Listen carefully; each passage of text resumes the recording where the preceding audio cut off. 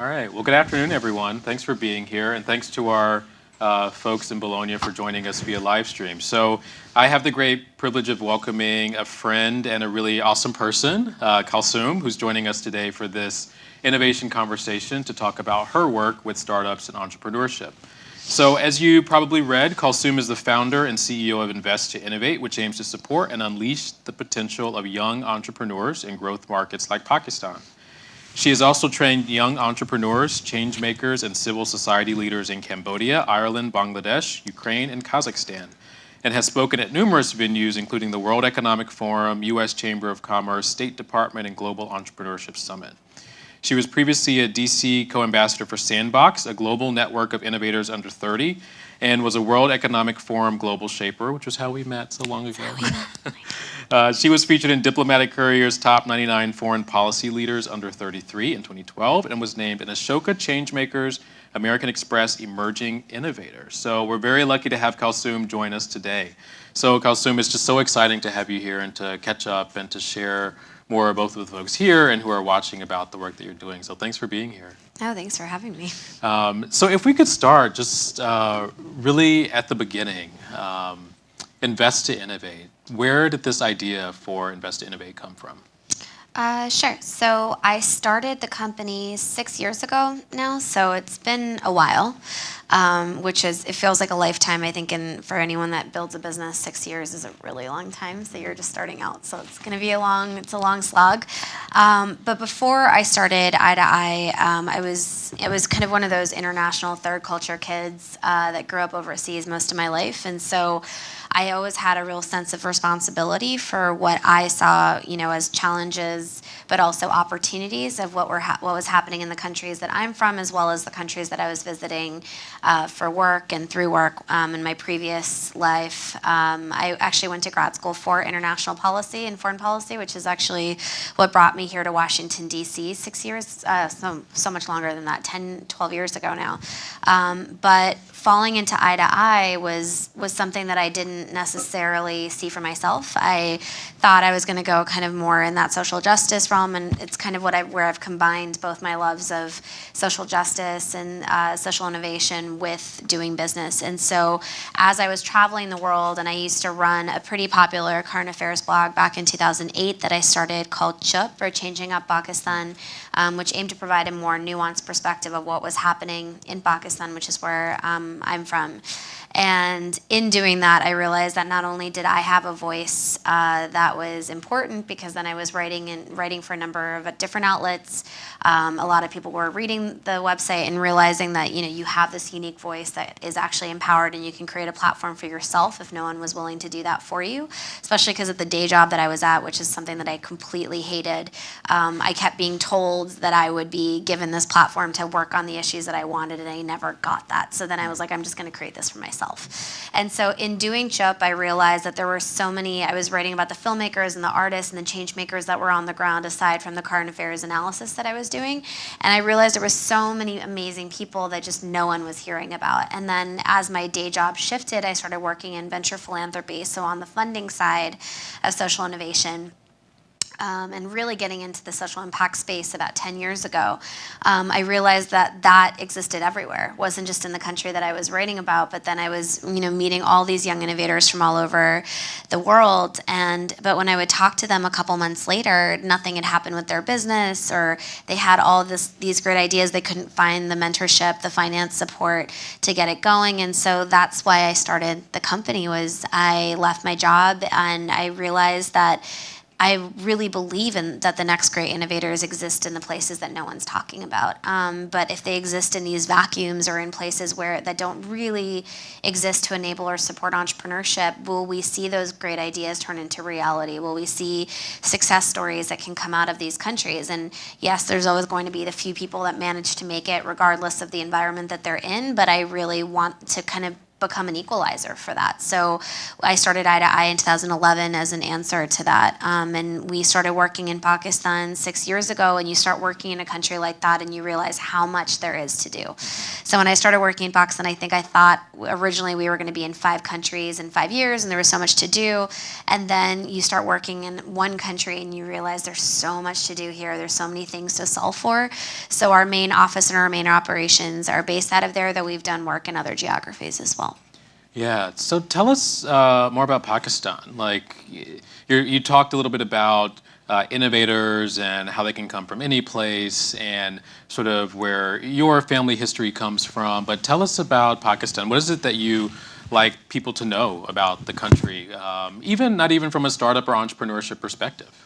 Yeah, I mean, I think there's this beautiful chaos that comes that you can say about countries like this, right? So Pakistan is 207 million people according to our latest census. We are the 6th largest population in the world.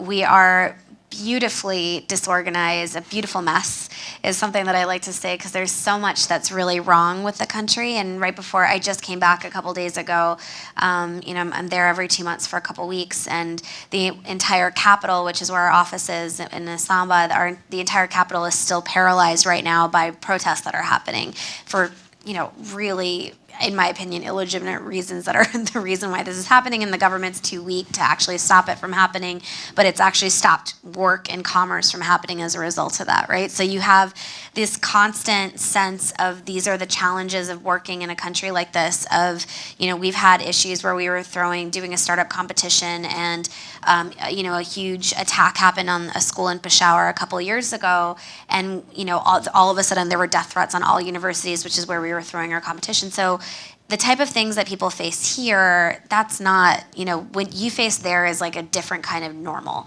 And so you learn how to navigate around that. But at the same time, Pakistan is filled with so much opportunity, right? Yes, we have a major education emergency. There's a major crisis in healthcare and in all of the above, right? There's so many things that are broken. But for me, the way that I look at beautiful messes is like there is beauty in the mess, right? There's opportunity in it.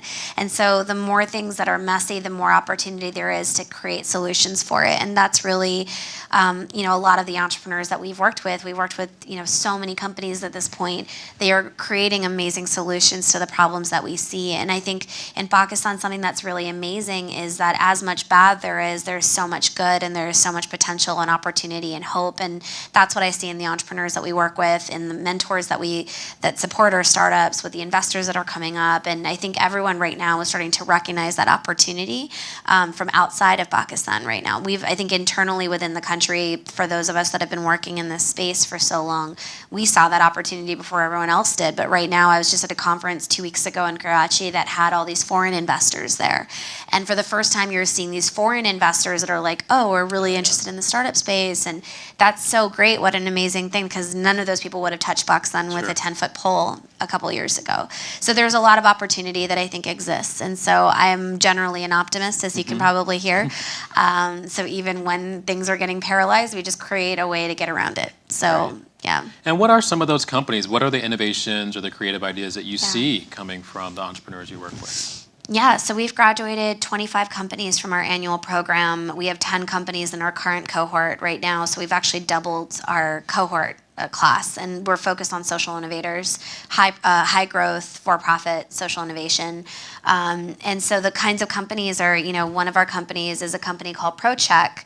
This problem he is addressing is the fact that when you go to the pharmacy in Pakistan, 25% of all medications are counterfeit, which obviously has a dramatic impact not only on healthcare, but has a massive loss revenue-wise for pharma companies.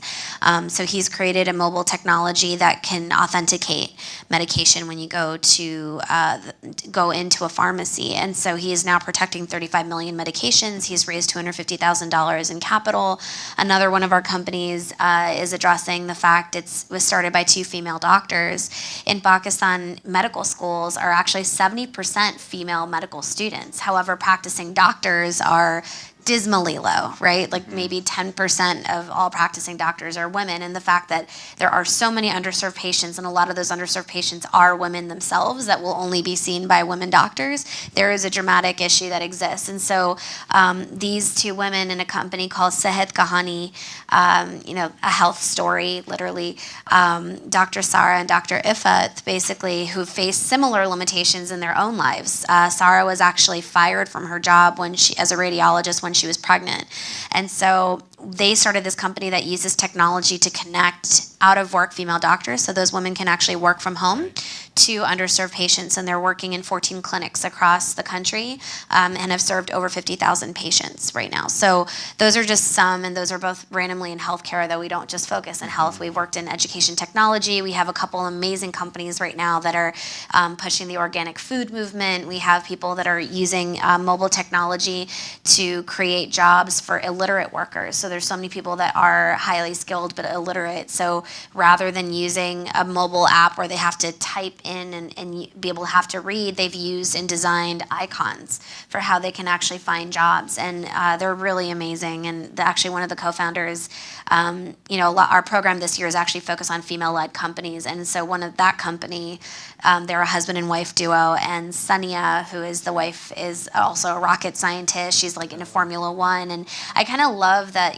our numbers are so pro women in our program. I mean, 86% of all of the funding raised by our companies, which is $3.7 million, but 86% of that has been raised by our female-led companies. And so Sania is such an amazing example of that it doesn't have to just be a certain kind of woman that goes into this. We have had women that have been single moms, women that have been, rocket scientists, engineers. It's kind of awesome to be able to do this. And what is it, tell us about what it is that Invest to Innovate does for these companies. They come to you with these great ideas. How do you help them? Sure. So we have actually 3 verticals in our work. So a lot of times people call us just an accelerator. We're actually not.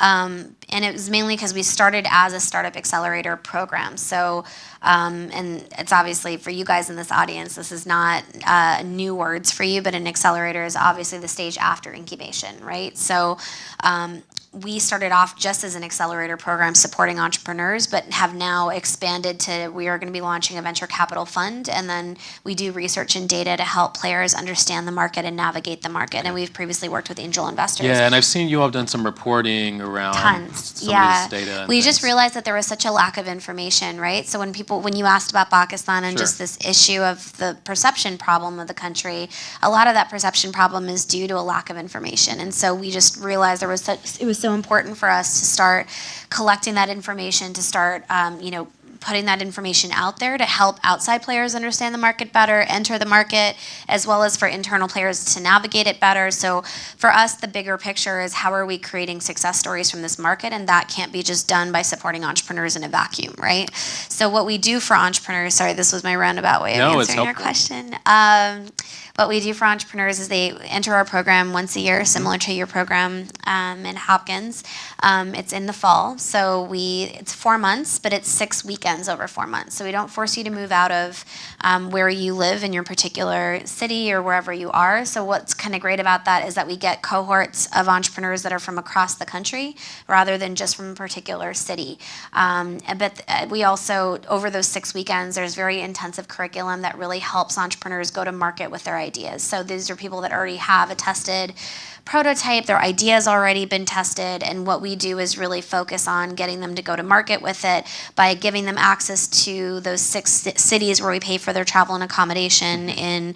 We do a weekend up in the mountains, which is like a community building leadership retreat. We do 2 weekends in Lahore, 1 weekend in Islamabad, and 2 weekends in Karachi. They also get access to the mentors and the experts in those cities as well. And those are people that are from those cities? Okay. So we have over 45 mentors in our program who are the top entrepreneurs in the country, amazing industry experts, and we just get them to be able to come in and actually fit into the curriculum that we've built. And so our program is something that we feel really proud of in terms of not just our outcomes, but also just generally the type of buy-in from our entrepreneurs that have come through the program that continue to be ambassadors for what we do.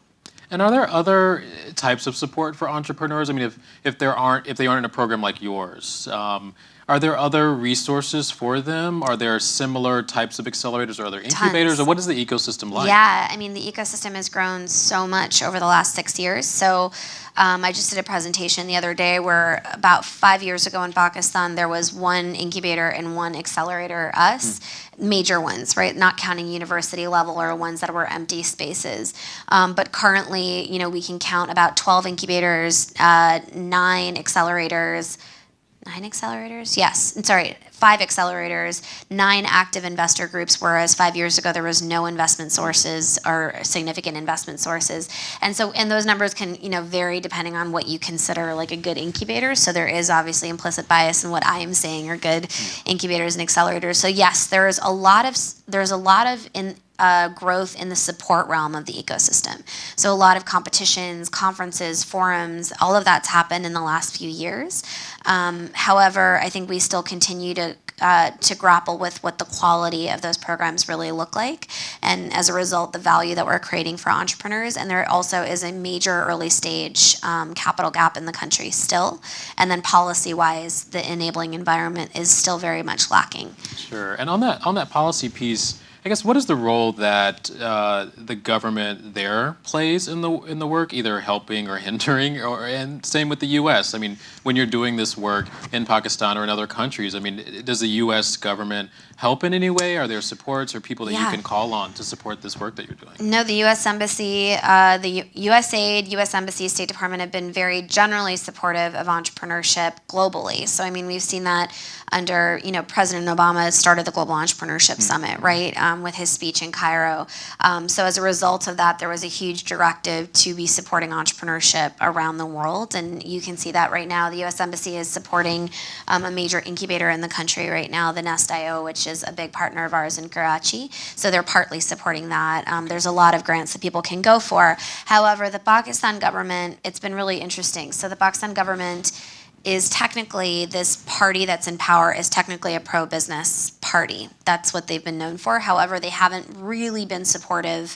They've been supportive in like very superficial ways, but that's actually become better in the last 2 years. So currently the government is supporting national incubation centers around the country that has been rewarded to major public-private partnerships that are launching NICs in all the major cities in the country. The one in Islamabad, which is one we support and work with, has been operating for the last year.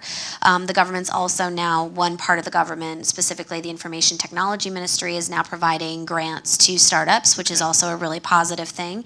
And we've seen players from private sector be hired within government, so pushing that type of innovation agenda. However, what the government really needs to do is not just do kind of these things, but also do the big picture policy level changes that are necessary for the enabling environment to be better, which is like taxation policy, issues around payments. The financial technology space is something that's very limited right now because of things around licensing for fintech and all of that. So there's a lot, or even how we facilitate money flow for investors looking inwards, right? So, or looking from the outside in. There's a lot that the government can do really easily to change policy, and they're currently not doing that right now. So I think there's an impetus, there's conversations that are happening. It's just more about, making sure that actually turns into a reality of, budget towards all of this stuff. Right. So we're here with students and have some students watching us from the other campus. Can you talk about, I mean, you touched on this at the beginning, your own personal journey coming from a school where you were studying international studies, going on to do this work supporting startups. But what is the relevance or the importance for students here today who, may not necessarily consider themselves or be entrepreneurs or want to be entrepreneurs, but may go into working in government agencies or working at NGOs? I mean, what is the relationship? How is entrepreneurship relevant to all of this work when we're trying to advance the world? Yeah, I mean, I think it's a really static definition of entrepreneurship to assume that you have to start a business to be entrepreneurial. I think that right now we're seeing so many people that can be innovative or an entrepreneur within big government agencies, within NGOs. I think that, for me, and we were talking about this earlier, of my friends from grad school here at, the Elliott School at GW, I was the only one that did something like this, right? In terms of actually going out and starting my own business. But a lot of my friends are doing really amazing things in innovation. They're supporting other entrepreneurs by working through their agency Right. and all of that. So I think there is a lot you can do without having to necessarily go out and start your business. And I think from the perspective of what we're learning in this foreign policy realm, I think for me, I did my concentration in conflict resolution, and it's funny because I was like, what am I using this for? But actually learning how to navigate really difficult environments, you were actually using a lot of the things that you learn in school. And so I like to think that my master's didn't go to waste completely. What advice do you have for students who may be considering starting something? I mean, I know we have one here in the audience who is working to develop a smartphone app that helps with public safety and violence reduction in Trinidad and Tobago. And Awesome. I have a great person for you to meet, by the way. Great. Multiple. So what advice, I mean, if a student says, I just have this idea, not sure where to go, how to get started, whether it's something that they want to do locally or maybe a small business or a tech startup, what is your general advice for them? I mean, I think there are so many resources that are out there for people that are starting a business today, right? So, I think that obviously Hopkins has a great social innovation lab, and so there are tools at your disposal just here, even on your campus. But even online, I mean, Brad Feld, who is the founder of Techstars in Boulder, has this really great course that I signed up for and did not have time to take, but it's very good. But like a really great course on on building your startup, but also like thinking through all the major tenets of it. There's also just so many people you can go to. I think my biggest advice is to just start. Like, I think a lot of times we think there's all these things that we need to have in our toolkit or at our disposal in order to go do things. And I'm a big believer in the lean startup methodology, or just like what is the leanest we can be to just go out and start something. And I think the biggest mistake I made when I started Eye to Eye was that I think I sat and thought about it for a really, really long time and thought through everything. And I was like, okay, this is how much money I have saved up. This is what I'm going to use. And then you start, especially when you start in a country like Pakistan, or if you're working in Trinidad or wherever it is, you start and you realize how many of your assumptions were wrong in the first place because I didn't go out and test my assumptions right away. And so I just wasted all that time just thinking about oh, obviously someone wants this. So I think that to me is the biggest advice, is just to start and to get feedback right away and to listen really actively.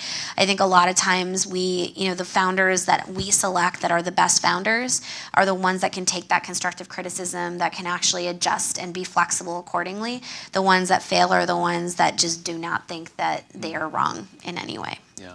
So I want to take some questions from the group here, but before we do that, I would love to just hear from you. What is a typical week like for you? And I feel like I'm lucky because we were talking about this earlier, how Instagram is this connector, because I get to follow along and feel like I get to go to these beautiful places and see some of what you're doing. But what is a typical week like for you? I mean, from what I see, you're going to different countries, you're doing things like sharing the work that you're doing here, and just having an incredible impact. So what is that like from your perspective? I think everything it's so different, I think, on a regular basis. I mean, when I'm back here, my weeks look dramatically different. I'm working generally by myself. I have a really great office space that I share with other people who are amazing. But I'm balancing my regular life with my work life. And so my general day is spent on a ton of calls. My day starts really early because I'm working on 2 time zones. I'm in meetings, I'm giving talks, we're right now raising our investment fund, so I'm doing a lot right now related to that, and we're doing a lot of work in our data work right now. So for me, it's just a lot of calls, it's a lot of time with my team virtually, but when I'm in Pakistan, I hit the ground running. So I literally I book my flight in a way that I can sleep for a couple hours and then just get up and go.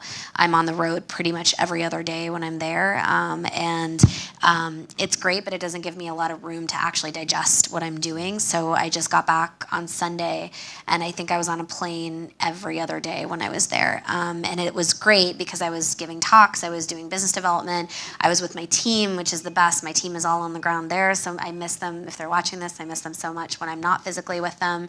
But yeah, I think it just depends where I am and what I'm doing. So there is no typical day. Great. No. Basically is my long answer. Yeah. Good. So what questions do folks have? Yes. Thank you. That was really great, and so much information. Great questions, Darius. Thank you. I'm wondering, what role do you see for universities? You kind of alluded to that, but we talked a lot about governments and about private sector and about the Sure. kinds of operations. But what about universities in Pakistan? So just for the folks who may be watching, what are the role of universities? What are the in role this of work? universities? Yeah, I think universities play such a strong, pivotal role. I think, so one thing that we've been speaking a lot right now to the Higher Education Commission in Pakistan about these university incubators. They're called ORICs, which are the Office of Research and Innovation Commercial Research or something. So basically, ORIC centers were developed across all the public universities in the country about 5 or 6 years ago. However, and so that meant there were incubators that were placed at every single university. However, I would say like a significant portion of those incubators are just empty spaces. They're not being matched with actual curriculum. There's no real champions of them, or there are, but like those people don't have a lot of voice. So I think that's the issue of when universities or when, commissions are doing a top-down approach for how universities should be addressing entrepreneurship versus if we were to do it from a bottom-up approach of how universities design for their students and how we design spaces so that students would actually use it and find it useful. So that's something now speaking to the HEC, they've recognized that, and we're speaking to them about like how do we actually build this out better. I think universities play a huge role because obviously it's a safe space for kids to test. Right, and I think that plays an enormous role. But I remember I was just on a panel a couple days ago. We were just talking about this. I was on a panel a couple days ago in Karachi, and someone in the audience was like, "Well, we should be teaching entrepreneurship at the university level." And I was like, yeah, that's great. But when I've gone to university level entrepreneurship classes, most of them are just business plans, which to me is not actually very useful for anyone that's been an entrepreneur. I can't even remember. I think I wrote a business plan my first month that I have not touched it since, right? What's more important is what are we doing to actually value critical thinking and creativity, because that doesn't necessarily mean that every one of those people will become an entrepreneur, because I'm not someone who says, I don't propagate that notion that everyone needs to be an entrepreneur. I actually just think that we need to be creative generally. And I think a lot of universities, unfortunately, in our education system in Pakistan is not, our education system does not value critical thinking. It does not value creativity. So when we get, these kids that are coming out of schools, they're graduating and going and working at like these big, FMCGs, they're working at these conglomerates, they're going to banks, they're getting the jobs that they're supposed to get. But like, what are we doing to create a space for people to actually think out of the box, right? And that universities are a safe space for that. So I really think there's a huge role that they play. I think that there are some universities in Pakistan right now that are doing a really amazing job that are private universities. So Habib University in Karachi, the Karachi Institute of Technology and Entrepreneurship, was set up specifically to do what other universities weren't doing. LUMS, which is like the Harvard of Pakistan, the Lahore University of Management Sciences, is doing really amazing work. So there are standouts, but in the public university realm, there's a lot that can be changed and for people to do. Thank you. Great, thank you. I have two questions. The first regarding the enabling business environment. Sure. You mentioned that there were some policy issues that you think needs improvement in Pakistan, yet foreign investors still are attracted to the country and to support startups. So why do you think that is in spite of the business environment? And then my second question is regarding the perception of Pakistan, both internally and externally, and how you used information to kind of improve that. Mm-hmm. Could you kind of explain the steps that you took to help do that thing? Because Sure. you're doing this. You're tackling Are you similar. from Trinidad? Pardon me? Are you from Trinidad and Yes. Tobago? Awesome. Okay, so from a business perspective in terms of the enabling environment right now, Pakistan actually just dropped even on the doing business rankings. We've been dropping every year. And it's not even because the government hasn't been improving certain legislations or things like that. There's been like small improvements here and there in terms of making registration a little bit easier or whatever. But however, it's the doing business rankings are in relation to the other countries, and other countries are just improving their enabling environments at a much more rapid rate than Pakistan is. So we just continue to drop down. However, we've experienced, from an economic growth perspective, from our stock market perspective, we were just reclassified from the frontier markets index to the emerging markets index this past year in 2017. So there's been a lot of like really interesting recent things macroeconomic wise that has happened in the country that is why people are now like looking at Pakistan a little bit differently. I mean, there's been a lot of like still security issues, but relatively the security situation is getting better. There's been relative political stability, though we could argue that that has been changing. At the end of the day, Pakistan is, you know, it's never fully like going to be okay, right? However, looking from those economic indicators, there are things that are better right now. And I think everyone is looking at Pakistan from a population standpoint. We were 207 million. Our smartphone penetration is 80%. I mean, there's a lot that is very exciting from an investor standpoint. The investors that I see that are seriously looking at Pakistan are the ones that are more from the region. So looking from the Middle East as well as from Southeast Asia. So this past conference that I was at, there was an investor from Singapore that was there, and there was a number of them from the Middle East. And so that to me was really interesting because those guys are not impacted by a bad business environment, right? Because Singaporean investors do investment all across Southeast Asia, Indonesia, places that may not have the best environment, quote unquote. And same with MENA. It's like they understand that region, they understand the realities of it. Interestingly, too, when we've done surveys with entrepreneurs in the country, we've done surveys, you know, with about over 200 businesses. Like infrastructure, electricity, all of those things that investors would be like, oh, this is a bad business environment, does not even come up for an entrepreneur. Because that's our normal, right? Like we don't know differently. We just work around it. The issues that came up were access to capital. It was issues to human capital. Like those were the issues that entrepreneurs flagged as like some of the biggest problems that they faced in the country. And so I think right now people are looking at the country for all of those really interesting opportunistic things that they see. But I think there is still an issue because there's still a gap from people looking and not, and the difference between looking and investing right now. Everyone's looking at Pakistan. So for me, when it comes to the story, the second part of your question, we've been doing research for 4 years now, right? Really intense, comprehensive research on the ecosystem. These are the challenges. Like we have a bunch of reports that are up, infographics that we've done, all of that. One thing that we've realized is that qualitative, warm and fuzzy stories will only go so far. So I can tell you about all these amazing entrepreneurs till I'm blue in the face, and I've been doing that for the last 6 years that I've been working in Pakistan in the hope that more of these investors would look seriously in the country and just being like the loudest person in the room on Pakistan. I'm often branded as the Pakistan girl, like in any conference that I go to for that reason. That's cool, I don't mind it. But we realize that quantitative data is something that's going to become the reason that people it'll be a make or break, right? Because right now due diligence is very expensive to do in the country if you're an investor because of the fact that there is no data. Like if you were to look at an opportunity in like the biotech sector, you are completely making up your own numbers, or you're going to have to go out and do those numbers yourself, right? Which makes doing that due diligence very expensive, which makes early stage investment way more expensive for doing deals at a very low stage, right? So for me, quantitative data, which is the movement that we are moving into at Eye to Eye, ideally in the future creating a data platform that people can access and having data be open and free because data exists, it's often just in silos. For me, telling that quantitative story is going to be the difference of how we actually see people enter and navigate the market better. And that's just still a hypothesis.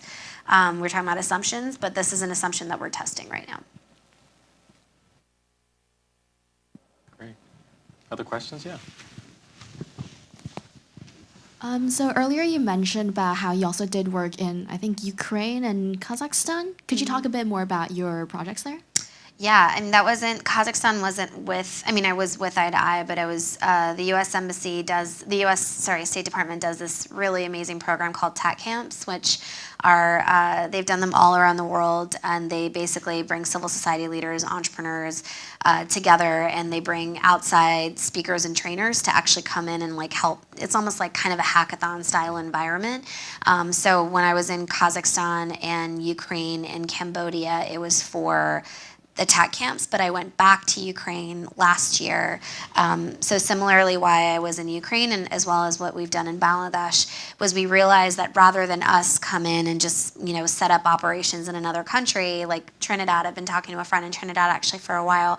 Why not just be supportive of players in that space, right, and help them do the work that they're doing, and not make the same mistakes we did in Pakistan.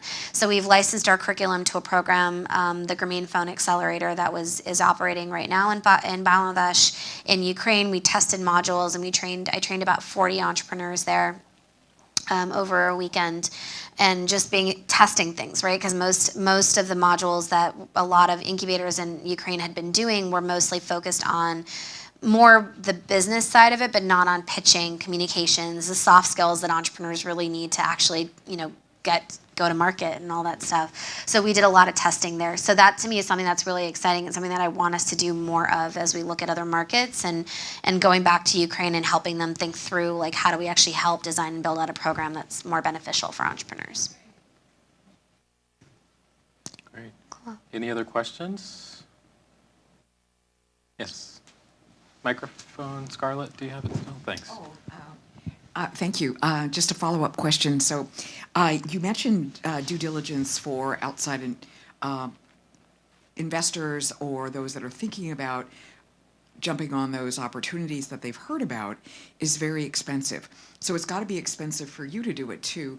Who is supporting your own development of that really important quantitative data? Yeah, Tell your story. that's a really good question. We're right now in the process of kind of hitting the pavement. So talking to, right now what we're doing is just trying to get a proof of concept together of what kind of data we can collect, both in-person raw data as well as like data that's already online. Like how can we collate all that data in a way that we can build real analysis off of it? So talking to some of the major banks in the country right now.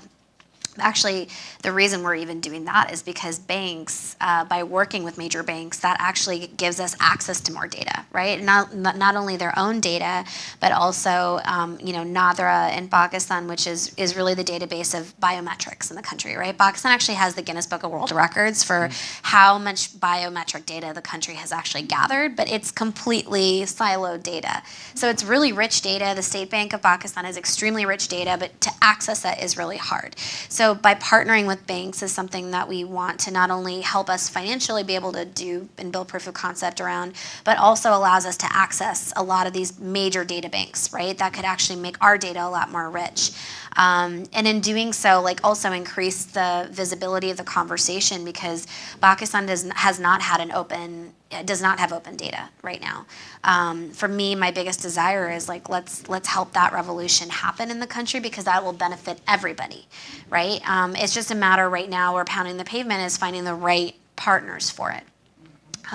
Because a lot of people have that data, but obviously when you exist in this environment of scarcity, no one wants to have their data be open for other people at all. So the interesting conversations that we're having are really finding progressive and forward-thinking people that are more strategic in how they want. And I think we have found that with hopefully a partnership that we'll announce soon. But that's something that we had to really figure out, like, okay, who's really on board with this, right? Because even you'd be surprised, some of the major US-based companies that are based in Pakistan, we'd be talking to their top guys and we'd be like, okay, like, shouldn't this company be part of this? And they're like, yeah, but no, we don't really need it because we already have a lot of data. I'm like, but it's not just about you. Like, that was the hardest thing, right? I think that's been the hardest thing generally with building Eye to Eye over the last however long, right, I think there's so many amazing players in the space that we work with and partner with. The way we express ecosystem development in the country is just different.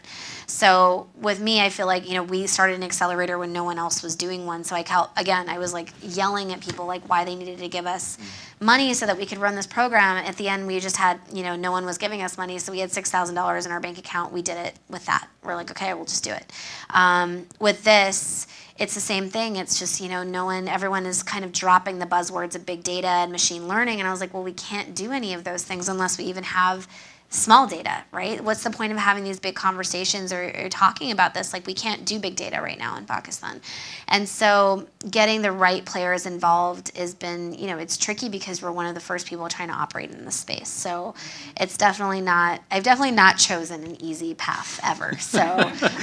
Yeah, great. Well, to close, I would love to invite you to give a call to action or an ask among the group that's here or watching, and then a word of wisdom for the students as they are still thinking about careers and opportunities to explore.